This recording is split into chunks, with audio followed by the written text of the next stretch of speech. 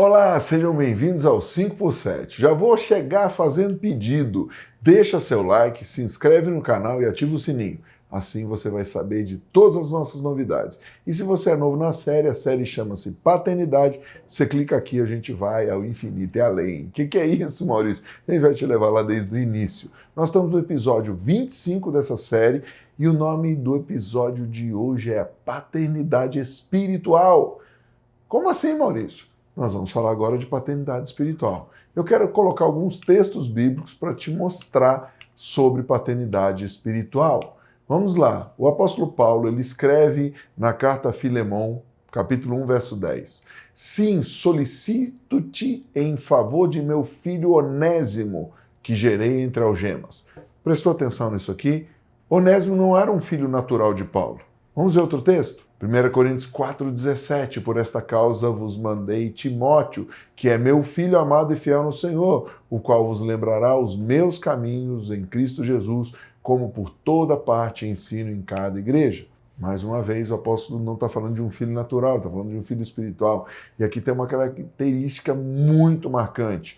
Um filho espiritual conhece os caminhos do pai. Um filho espiritual não fica vendo o pai de vez em nunca. Ele sabe o que o pai está fazendo, ele acompanha o pai, ele acompanha as mídias sociais do pai, ele sabe o caminho que o pai está andando. Quer ver outro texto? 2 Timóteo capítulo 2, verso 1. Tu, pois, filho meu, fortifica-te na graça que está em Cristo Jesus. Isso quer dizer, tu, pois, filho meu, Paulo faz isso. Então, qual a marca de um pai espiritual? Gerar. Como assim, Maurício? Gerar algo. Um pai sempre gera algo no filho. Deixa eu perguntar uma coisa. Você escolheu o seu pai natural? Chegou lá no céu um dia, olha, eu quero esse aqui. Não. Foi Deus que te deu o pai. E um dos piores problemas hoje é um órfão tentando buscar um pai. Quando você não se resolver com Deus como pai, todos os problemas que você teve de paternidade aqui na Terra, você vai jogar para Deus. Enquanto você não resolver esse problema também com a sua paternidade natural, você vai jogar na conta do pai espiritual.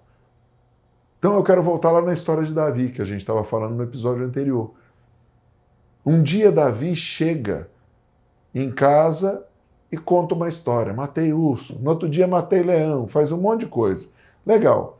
E um dia no Facebook e Instagram aparece uma novidade, todo mundo falando. Gente, o TikTok tinha um negócio ali, uma dancinha do quê? O sacerdote, o tal do Samuca, Samuel, tinha acabado de fazer um negócio. O rei da época se chamava Saul. Saul tinha ido para a guerra, mas não matou um tal de um rei lá que era para matar. Samuel chegou na parada, ouviu o barulho de um monte de animal, que era para ter matado também, e aí ele fala, o que você fez?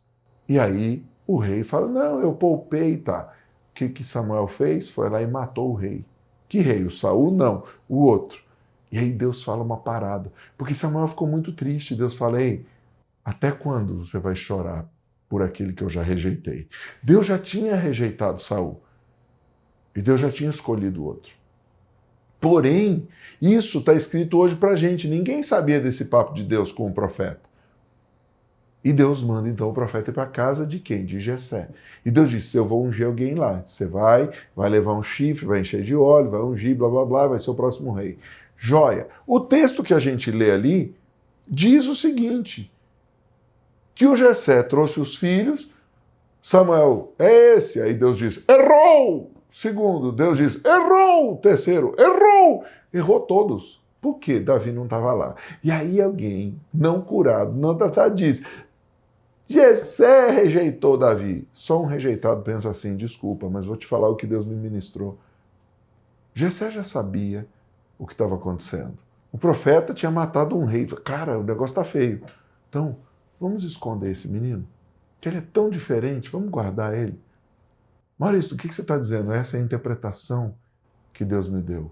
Um pai protege o filho. Ah, mas você está falando de cobertura espiritual do quê?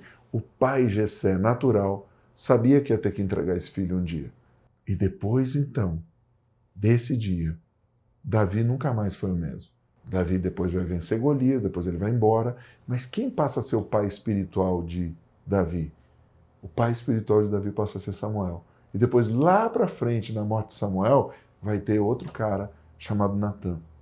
O que eu quero falar é o seguinte: você não pode ter uma paternidade espiritual enquanto você tem um pai natural se ele não concorda com isso, se ele está de acordo. Você vai criar atrito.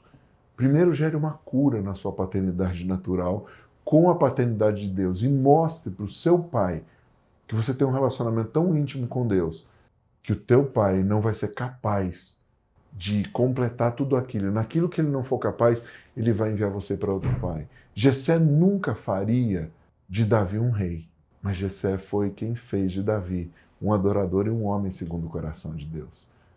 Está entendendo o link da paternidade natural? Ih, Maurício, então estou todo lascado. Meu pai nunca fez isso. Ótimo, então Deus vai te dar pais espirituais. Meu pai já morreu, então Deus vai te dar pais espirituais. Esses três cordões estão sempre juntos. Paternidade natural, espiritual e a paternidade de Deus. Não tente isolar, não tente achar a cura através de um pai espiritual, sem antes ter a cura em Deus, sem antes ter esse relacionamento com Deus. Mas se eu já tenho Deus como meu pai, eu não preciso de outra paternidade. Não é verdade. Senão, o apóstolo Paulo nunca chamaria Timóteo, Onésimo e todos os filhos que ele gerou. Deus vai sempre entregar um pai espiritual para gerar algo na tua vida que faz parte do seu destino. Ore bem por isso. Mas antes de acertar uma paternidade espiritual, acerte os limites, ponha as suas expectativas, pergunte quais são as expectativas desse futuro pai espiritual e faça uma pergunta bem sincera. Como você está com seu pai? E quem é o seu pai espiritual hoje? Quem é a pessoa que cuida ou cuidou de você até agora? Para quem você se sujeita? Por que eu vou me sujeitar a você se você não se sujeita a ninguém? Por que eu vou me sujeitar a alguém que não ouve ninguém e eu vou ficar ouvindo alguém? Nós somos corpo, família. Só temos um Deus Pai, mas a sujeição é em corpo. Eu me sujeito àqueles que se sujeitam. Cuidado com um sujeito que não se sujeita. Não é um sujeito de confiança. Tamo junto ao infinito e além.